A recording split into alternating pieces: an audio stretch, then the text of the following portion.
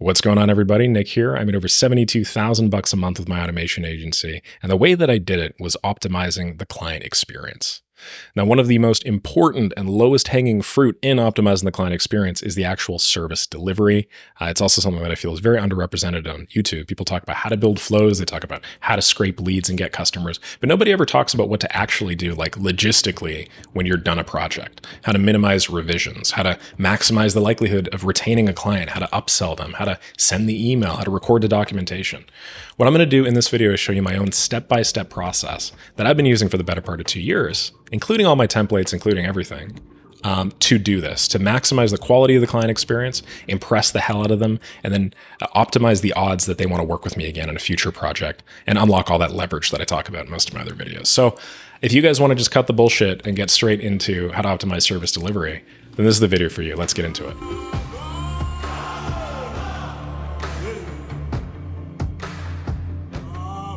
Cool, so I have a Whimsical setup here, and this is really my step-by-step automation delivery process. This is what I do basically every time that I get a new client. I'm going to walk you through every one of these steps in excruciating detail, but just before I do, I just want to show you guys the example system I'm going to be using. I'm keeping this super simple. This is just a super straightforward 4-module system that I built that literally just scrapes my own school community once every hour, and it just tells me if the member count is 400. I built this a few months back when I needed to do stuff like this. I now have much more sophisticated systems for this, but we're just going to be using this as my finished system. Obviously, you know, I could use other systems, but part of what I'm going to be showing you guys in a minute is how to do documentation, how to increase the perceived value of your projects at the most crucial steps. And I don't really want to have to do the documentation for this. It would just take too long and kind of defeat the purpose. So we're going to start with a simple 4-module system. I want you guys to know that you can apply this to whatever system you're running. Exact same approach. Doesn't matter if it's 4 modules, 400 modules, although I highly recommend you do not build 400 module flows. But I think you guys get my point. Okay, great. So let's actually dive into my step-by-step automation process here. This is the most effective way I've found to deliver high-quality automation projects at scale, period. I've experimented with dozens of approaches. This way, from what I can see, is the best. The way that this works is, and if you follow this system, you guys will see what I mean. But the way that this works is, this maximizes the retention of my customers, and it lets me get my foot in the door for upsells later on that include things like a second project, things like a monthly retainer. It also impresses them, and it makes asks to do those upsells at very particular points that I think a lot of people don't appreciate are very high ROI times to do so. So in a nutshell, when the project is completed, what we do first is we do an end-to-end test. This is really important. I'm going to dive in exactly how to do it with some examples in a moment. Then we're going to copy all of our blueprints and templates for that project.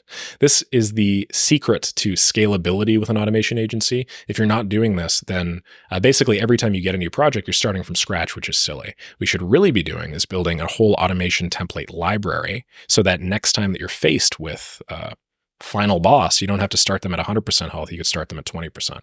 I'll show you guys how to do that in a second. Then we're going to record some SOPs or documentation.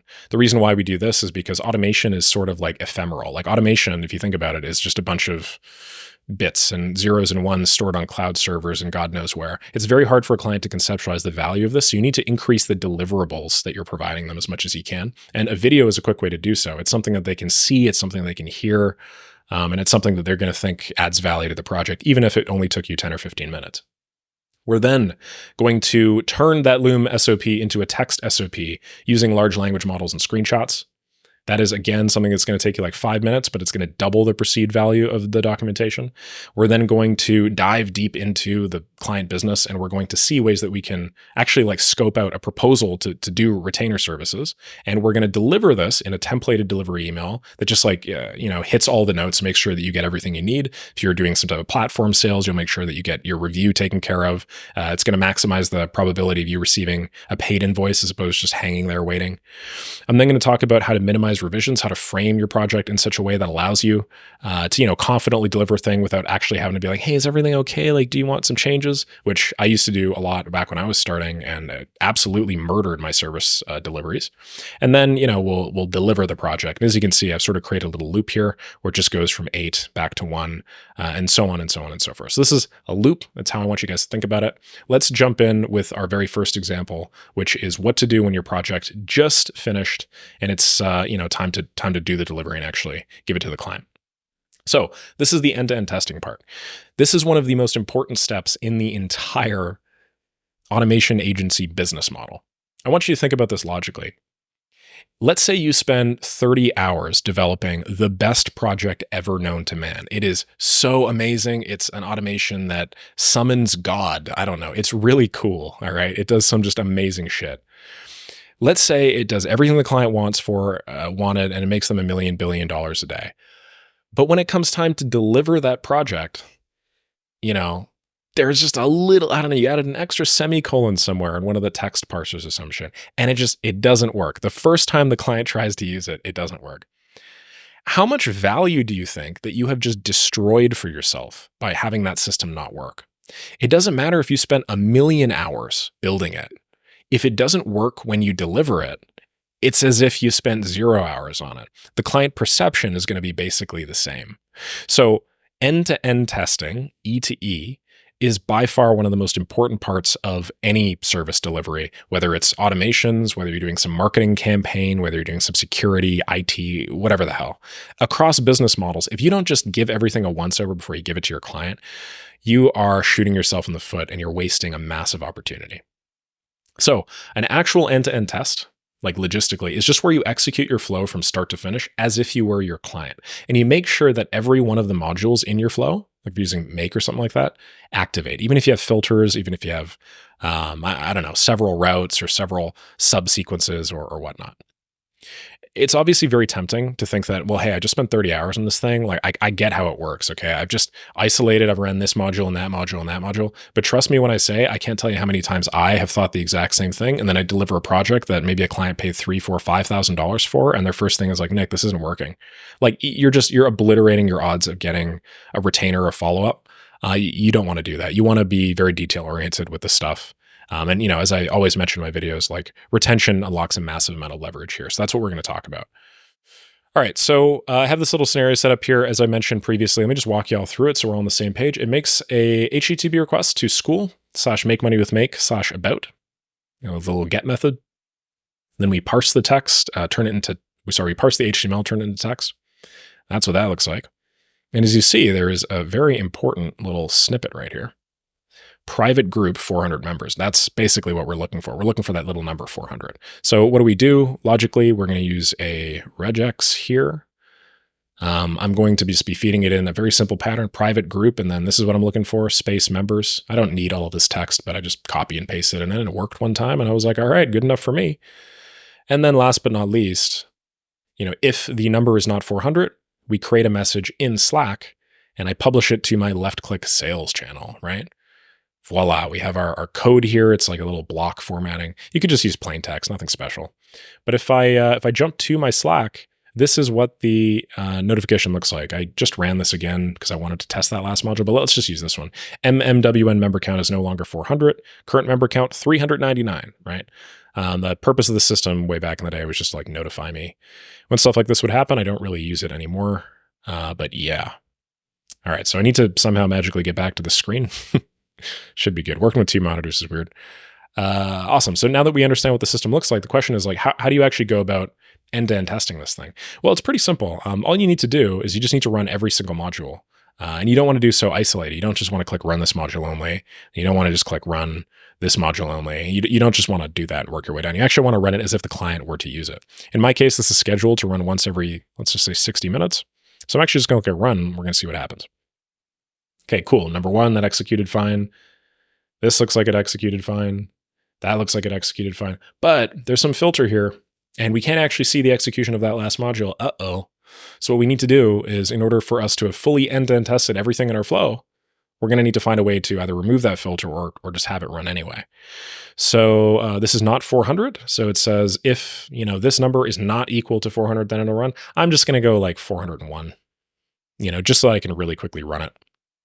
And let me just change this number here too, just so that it doesn't seem weird. Okay, great. Let's run this. Awesome, awesome, awesome. What is the intended output? The intended output is a message that says make money with Make member count is no longer 401. And then we have a current member count of 400. Perfect.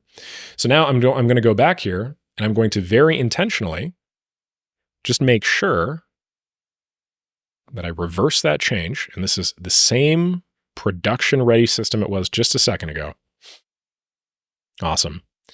And yeah, now I am good. I can continue onwards with my system. I've verified that, I have every module here working the way that I want it to work. I'm good. I don't need to worry about this anymore. As you see, that took maybe 2 or 3 minutes. It's by far the most valuable 2 or 3 minutes that you are going to spend throughout this entire process. If you forego this 2 or 3 minutes for some other reason, you are making a very big strategic error. You're always going to want to do some type of end-to-end testing in your system. Okay, great. Let's talk a little bit about step 2, which is copying blueprints and templates. This is hyper important. If you think about this logically, automation and software engineering are one of the only industries that you can effectively do this. But let's hypothetically say that you just spent 20 hours working on a project and you were just making, I don't know, the project was like $500. Okay. Really small project. You made $25 an hour with this. You're like killing yourself. You're like, what the hell's wrong with me? Why can't I make more money than $25 an hour? I'm a useless automation agency and I should just stop. Well, I want you to think about it this way. You didn't just spend, 20 hours to solve this project. You spent 20 hours to solve every instance of this project ever. If you ever get this project again, or a variant of this project, you now have blueprints and templates that allow you to get 99% of the job done in 5 seconds. So sure, it might have taken you 20 hours at the very beginning, but the second time it'll take you 30 minutes. The third time it'll take you 2 minutes. The fourth time it might take you 30 seconds. Maybe you build an automation that delivers the automations, right? It's kind of like Apex stuff, and that's what a lot of people aim for. So the point that I'm making is the reason why automation as an industry is so freaking awesome is because once you're done, you can just copy and paste this forever. The issue is most people do not save their blueprints when they develop them for clients, especially on like other client environments and stuff like that. And so I made this mistake a lot when I was starting. If I had, been very organized about the way that I copied all my blueprints, copied all my templates, when I say templates, I mean like the ClickUp environment, I mean like the Monday environment. If I'd been a little better with this, I think I probably would have been able to hit at least another, $30,000, $40,000 a month. I think I would have been able to make at least $100,000 a month with the automation agency. But I didn't, I was pretty disorganized. I said, well, maybe I'll just copy it later. And lo and behold, a year or two later, everything's disorganized. I have no idea what system is which. I don't have access to a few of my client environments anymore. I've lost a lot of that leverage that I could have gotten. So what I highly recommend you guys do is after every one of your projects is done, download all of the blueprints. If you're in make.com, download the, scenarios or NA10 JSON if you're using another platform, and store them in a Google Drive or similar. So I have a very simple folder structure set up here, as you can see. I just called it the name of my company, left click. Underneath, we have just my clients. And inside of them, there's this one called NSM, Nixerive Media. I'm not very creative, clearly. And inside of that, we have MMWM, member account scraper, Slack notifications. So this is where I'd store that blueprint. So what I would actually do is literally, I would go here, I would export this blueprint, okay? And then I would go back over and drag it in, just so that I have an organized record of every blueprint that I've ever made. And then, just to make it even better and more organized, I'd actually copy the name of this scenario, because Make has the unfortunate tendency to just call it like blueprint 5.json or whatever. And then I'd name it that just so I know, let's say 6 months from now when I come in and get a similar project and I want to copy and paste this. So that's personally the way that I highly recommend you guys do things. If I had done this from the very get-go, if I'd done this from day one with my agency, I would have made a lot more money, and it also just would have probably spent way less work rebuilding the wheel 55 million times. But I'm going to leave it at that. All right, so step 3 in our system is to record a Loom standard operating procedure. What exactly do I mean by this? Well, you need to understand that automations are ephemeral. They are virtual. They don't really exist, right? The vast majority of the clients that you're going to be working with are going to be working with you because you're like a technology expert, you're an automation expert. You typically know more about like cloud stuff than they do. So to you, these automations have value, right? You're working with them, it's dragging and dropping across a screen, they do stuff, right? But to a client, especially a client that you've done most of the work away from, sort of this black box thing, their ability to conceptualize the value of your automation is very limited. And so what you need to do instead of just delivering the automation is you need to find excuses to add some more shit onto them. Instead of just delivering a blueprint, let's say, which I highly recommend you never do, you actually record a video that goes in depth, walking through what the automation does from start to finish. It shows the result of the automation. It shows how to make changes to the automation if necessary. You're there so you can kind of walk them through and frame how great your system is, give them some ideas, obviously charm them through personality. But this is essentially like another deliverable that you are providing alongside your system and alongside what the system is supposed to produce, which just instantly buys you an extra win. If you think about it, if my deliverables previously were the system, and now my deliverables are the system and a Loom, I basically doubled the number of deliverables, but I've done so in like 15 minutes or so. Now, I've actually recorded a whole Loom here for you guys, and I'm not going to go through that Loom in this video. I think it's right over here. Yeah. I'm not going to go through the whole Loom in this video, but this is exactly the format that I take every time I do, like a documentation or video walkthrough. I typically start off with just like a brief introduction of what the purpose of this video is. I will never ever say like, hey, Peter, how's it going? Great delivery, man. I'm going to walk you through it. I'll always say something like, hey, the purpose of this video is to act as video documentation for Peter Blank's team. I'm going to ensure that you guys know how this works. And I'm also going to ensure that you guys can make some common changes to the system if need be. The reason why is because I just want them to be able to copy and paste it to their team members as necessary. If you do little things like this, they'll appreciate it. And they'll also think like, man, this person really knows business. I mean, if they're just making my life that easy, and it helps. Anyway, you go through, you talk about the use case, you talk about what the system is for, the problems the system solves. You actually walk them through if they wanted to make some changes to this, if they wanted to, I don't know, let's see, change the scheduling from 60 to 30 minutes, they could do it that way. If they wanted to change the message that they're getting, they could do it this way. You actually go through and you like record a very detailed, comprehensive video that walks them through this. And this does like a couple of things that I consider bonuses. One, your client is going to think that it's a bonus because they weren't really expecting to get anything at this level of detail. And they're going to think that you spent a lot more time on it than you probably did. But like, remember, you've just been working with this system for God knows how long. You know everything about this. Like it's not that big of an ask to have you just talk through those thoughts out loud, right? You realistically do it in like 10, 15, 20 minutes. But the second, and probably one of the most important issues, is you get the chance to show off a little. You also get the chance to shape the client perception. Like, again, automations are these ephemeral things that just exist in the cloud. If you are here walking people through that automation, you have the ability to turn it from something that's ephemeral and, virtual or whatever into something physical, right? You can constantly relate this back to ROI, demonstrable, some type of like demonstrable savings or demonstrable revenue. You could talk about, the complexities of the system. You could treat yourself as an authority essentially and really sell yourself even more than you've already done. So I highly recommend you guys record Loom SOPs anywhere.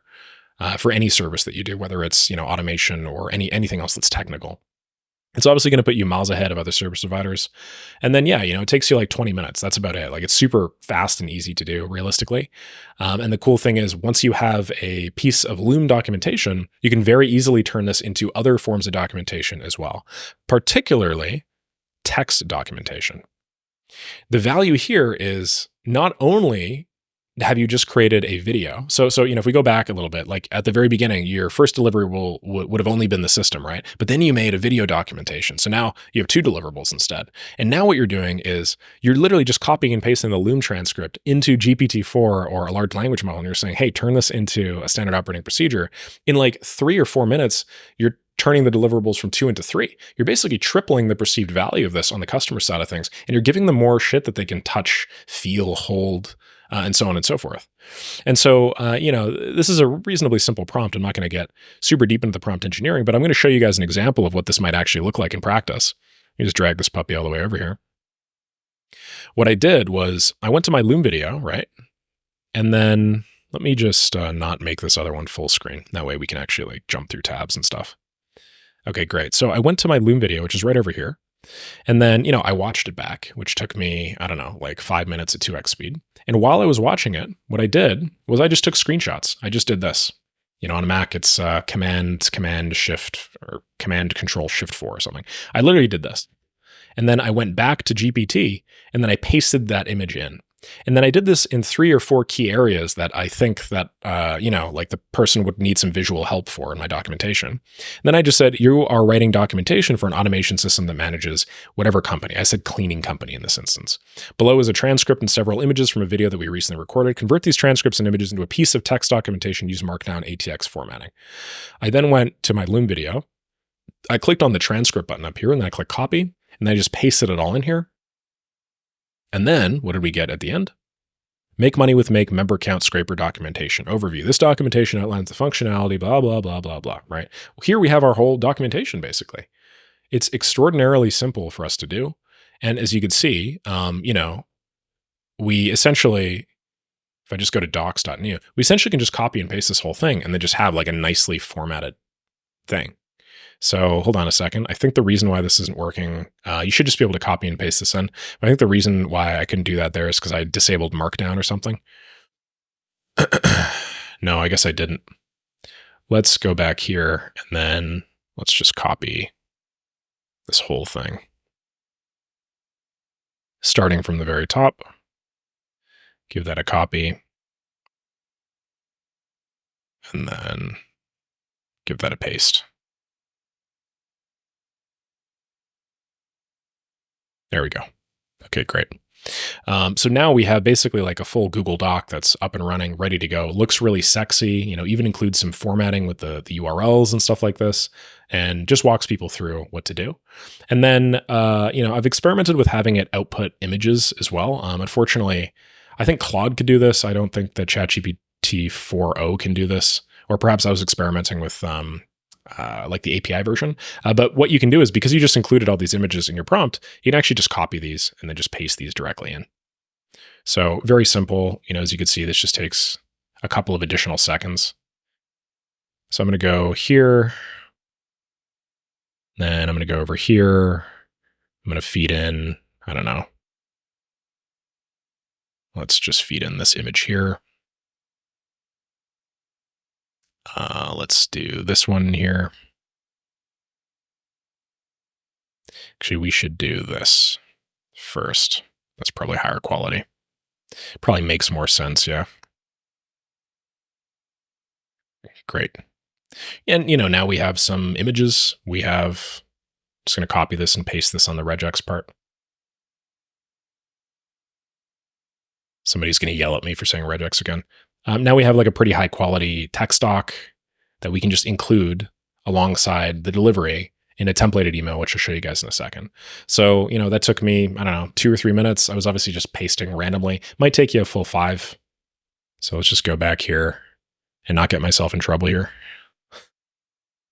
People always exaggerate on the internet.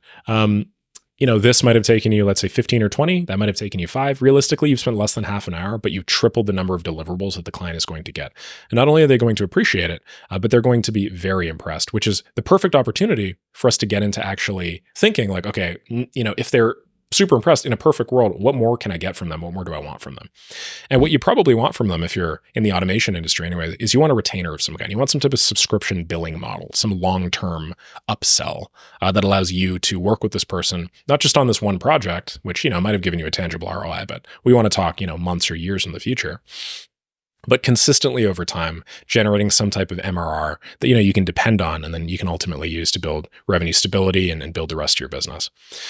So at this point, you are delivering a high quality completed project. You're also delivering detailed video docs and training, and then detailed text docs and training. This is crazy. They're getting 3 things here for the price of 1. In contrast to what most service providers do, which is they just only ever do this shit, you're going above and beyond this, and you're giving them 3 deliverables for a few moments of extra work on your end, half an hour. If you spent 5 hours to build the system, you spend an additional 30 minutes at the end doing all this stuff.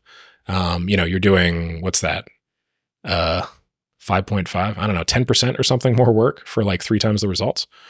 This is the time to upsell. Now, what I personally do is I don't like try and sell my customer or client really hard. I'm pretty soft about this, if I'm honest. And I like to think that like I buy myself a lot of goodwill with this, and this is why I've been as successful as I have. There are a lot of people out there that are like hard sales. They'll probably recommend that you do a delivery on a call or something, and then you try and bring this stuff up with them. I've always thought personally that that's like high pressure sales. And I used to do a lot of that stuff way back in the day and always just had a sour taste in my mouth. So personally, what I do is I just try and just make the most sense possible. And then I try and just give them a really good shit over an email, pique their interest, and then try and get them on a call to chat about a retainer or something of that nature. The way that I do it is I will frame this in terms of client ROI. I'll say something like, hey, I think that you might be able to make an additional 10% here. Or I think I might be able to bump you up by another $20,000 a month there. And then I say a simple 3 bullet point snippet along with estimated returns. I then take that and then I include it in our next step. And, it's hard for me to really make this work without showing you this template. So I'm just going to show you what this might actually look like. I'd also like to discuss that retainer. I see no reason why I can't add 5% or more into your margins with a few changes. I need a bit more context to this effectively, but here's what I'd look to do in the next few weeks. Number 1, I'd like to build out a dashboard that does this. Number 2, I'd like to create a streamlined work management system for you that does that. Number 3, I want to do something that does that. If you could scale past $250K a month with 35% margins, we need to make some tweaks. They sort of do the math and they're like, holy shit, this guy could make me a lot of money. So obviously you're going to need to understand what the client business is in order to make this work. But that's what the whole consultative sales side is, really. Like, you're getting to know them during that sales pitch and during that sales call, that disco call, and then you're getting to know their business over the course of your project. You're getting to learn through their systems. You're getting to poke around their CRMs. You're essentially getting to see what they're missing and where you can fill that gap. As an automation engineer, whether you're an agency or freelancer or whatever, you have a ton of value after you've worked with 2 or 3 businesses, because you could literally just look at like business A and be like, business A is doing that shit wrong. Like, that just looks really ineffective. Then you start working with business B and you're like, business B is doing a really good job with that part. I wonder if I just like took some of the elements of business B or the systems I'm creating for business B and applied them to business A. I wonder if they'd make more money. A lot of the time you will. So this sort of sharing and like building your template base and consultant knowledge base can be really valuable. And a lot of people just need like a simple bullet point sort of thing in order to be like, holy shit, yeah, you know what? I can do that. And it is willing to spend money on, I am willing to spend money on this. Okay, now in terms of what this actually looks like, the last step, or the second last step, is to send a templated delivery email. At this point, as I mentioned, we have these 3 features. We have the high quality completed project, the detailed video docs, the detailed text docs. Now it's really just time to tie all this stuff up together in a nice bow and then just like present it to the customer. So I just have a pre-created template that I make a few modifications on. You could just save this and make this like a Gmail template, or you could find a way to automate this completely. I automated this a little while ago, but then I found that even if the automation did it like way faster and it was like pretty good quality, I wanted the ability to make a few minor little changes that the automation just couldn't really do, like AI would struggle with. So I personally send these myself. As I mentioned, it uses a template. It takes me like 10 minutes. And this is another really high ROI 10 minutes to spend. Before I do this, I do make sure that my client has access to everything that they need. I think that's really important. Not a lot of people talk about this, but I don't want my client to feel like pressured. I don't want them to think that they need to keep working with me in order for their system to continue running or in order for me to maintain it if that was the promise in the contract. They don't. I want them to be able to make a decision from like a place of strength and from a place of like cost benefit as opposed to fear. And I think that's really important. I don't know if everybody agrees with me on that. And I think, you could be all Machiavellian and be strategic and shit about it and fine, whatever. But generally speaking, I bought a lot of goodwill with this approach and it's worked really well for me. So that's what I do. I'll make sure that they have all the creds and everything like that. But after they do, then I move into a template. So you can swap out whatever bolded sections you want here. I've actually like included a real one that I sent to somebody, and then I just made a few tweaks for anonymity purposes. But, our blank name is ready. So maybe our CRM system is ready. I had a lot of fun working on this and hope you enjoyed as much as I did. 2 things. This is where you claim your wins. I recorded a detailed video breaking the system down that you can use as both documentation and training material. There's a technical section which covers how to modify the system if needed, and a more general system to show users on your team how to use it in practice. Number 2, I also put together a comprehensive Google Doc just so you had something in both video and text format. This is where we're going to be putting our links, by the way. Regarding payment, and this is really important, a lot of people forget to ask for money. You should always be asking for money no matter what. Even if the system is not entirely what you wanted or doesn't conform to the specifications, you should at least make the ask for the money. Otherwise, clients aren't going to take it seriously. Nobody's really going to want to make sure that you get paid. So in this case, this is a project that I did on Upwork. I talk a lot about Upwork on my channel and in my communities because I think it's the easiest way for somebody to get their first 2 or 3 customers with 0 experience, 0 client management skills, 0 idea where to start. But back in the day, I was using this with an Upwork contract. And one thing that's really important to Upwork is making sure that when you finish a project, you get a high quality review, because that review is basically like SEO and CRO for your profile. So regarding payment, I submitted a milestone on Upwork. Please accept after you've had a chance to check it out, and then close the contract plus leave a written review if you think I did a good job. This is really important because I'm assuming the win, and that's what this template does. It just assumes that everything is going to be good. I'm going to talk about how to minimize the likelihood of a revision request in the next step, but I find that this in practice is crucial. And then down here is where I make that ask that we talked about just in that last step, and I cannot for the life of me draw a square. I think the shape detection even was like, what the hell are you doing, man? Okay, there we go. This is where I bring up the retainer, and this is where I actually talk about ROI. I'll say, I see no reason why I can't add this much money or more into your margins with a few changes. I need a bit more context, blah, blah, blah. So the reason why this is really valuable is because if you think about it, this is a single email that can make me $15,000 more this year. It's a single email that can increase the likelihood of a retention or something by like 4 or 5 times. It's a single email that essentially takes all of this hard work that I've done, this is like the engine of a car, and then it wraps it in the sexiest Ferrari chassis or whatever you've ever seen. Do you know what I mean? We're buffing the paint here. We're making this look as beautiful as humanly possible. We're squeezing as much value out of the work that we've already done.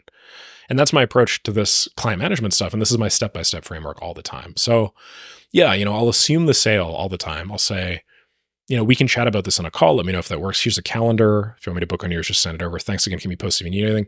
You guys can copy and paste this. I'm going to include this Whimsical link down below so you guys could literally just take all of the text that you want here and use it for your own business. Feel free. But after that step, we get into probably one of the more important parts of this, and one area that I think a lot of beginners struggle with, which is, Nick, what about revisions? What do I do when the client asks for changes? Should I charge them? Should I not charge them? What the hell's the deal here? Well, a truth in any service-based industry is that clients will almost always want at least one revision. People don't like talking about this because obviously it eats into the perfect view of like, oh, like I made $2,000 in 5 minutes, right? But the truth is clients almost always want some form of revision. I'd say probably over 70% of the time I get a revision request. Like there is the odd situation, typically with people that I've worked with for a longer time that, just get the project and they're like, this is amazing. Thank you very much. We're done. Here's $5 million. Well, I haven't had a situation like that yet, but if you want to be my first, anywho, the other 70% of the time, right? So 30% of the time they say, the other 70% of the time they want some type of change. They're like, hey, this is amazing. Just had a quick thought. Do you mind changing this thing to that thing? Or, like we just, over the course of the last couple of weeks, we've been changing our file sorting procedures. So do you mind just updating the Google Drive structure? Or, hey, do you mind changing out this software platform for that software platform?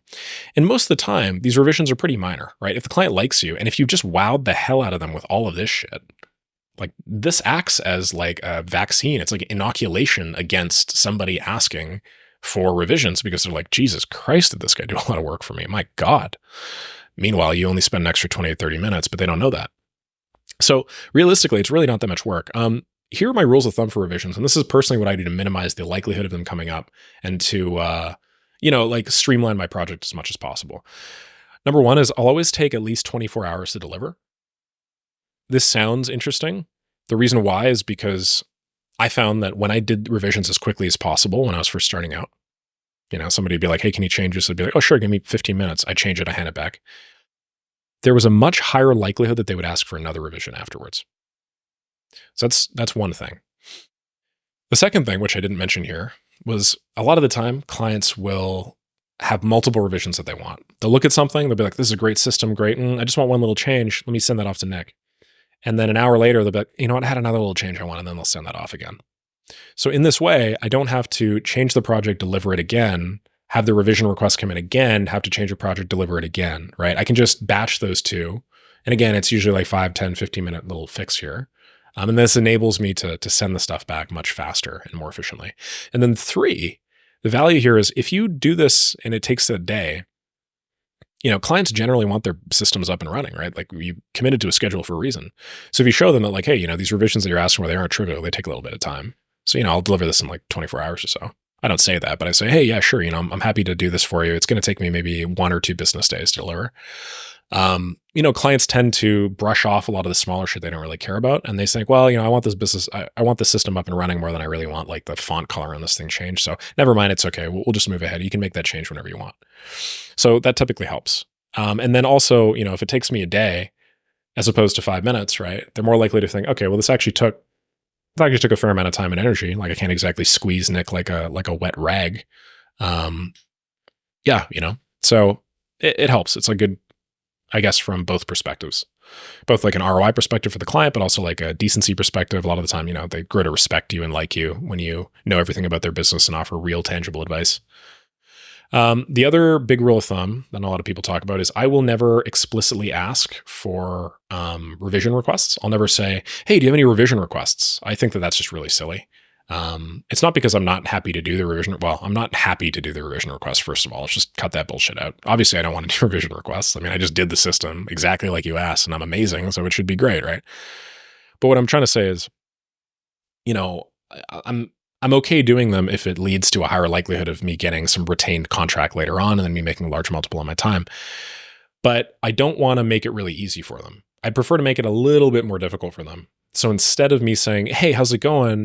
Do you like the project? Is everything okay? Right? Like, can I change anything to make this even better for you? I don't do that. I'll just always assume that it's good. I'll assume that they're willing to pay that invoice. I'm assuming that we're going to wrap everything up. And I'll use language like this. If that sounds good to you, let me know and we'll wrap this one up. Or I'll say, if there's nothing else, then let me know if you have any trouble paying the invoice or something of that nature. So I will almost never say this because I just don't want them to feel like they have to use their revision privileges. I don't want them to think, well, like, this system's great. Yeah. And like, I would have been fine with it, but I guess Nick wants me to make a revision request or something. I don't want any of that. I'd prefer that we just don't do revisions at all if I don't have to, because obviously, that's my time that we're talking about. So that's how I handle revisions. And then, that last step here, project delivered, right? If you've followed every step that I've talked about here, your service delivery is now better than the overwhelming majority of not just automation agencies, but like any business, right? God, you could apply the same tips that I'm talking about here to like a landscaping company, and your landscaping retention, on future projects and stuff would go way the hell up. You can use this in literally any industry you want, and you can crush. And I'm not saying that just to toot my own horn, but because I've actually used the same approach in a number of different industries, and it has crushed. So I highly recommend you guys take that in stride. Just going to double check and see if I'm missing anything at all here. I don't believe so. If anybody has any questions about this, feel free to let me know. But thanks so much for watching the video. I'm more than happy to help. Just drop a comment down with the next video idea you'd like. I'm pretty sure I sourced this from a comment that I got like 3 or 4 weeks ago. So as you guys can see, I'm just working my way through that queue. Otherwise, thank you very much for watching. Like, subscribe, do all that fun stuff to pump this automation agency channel up.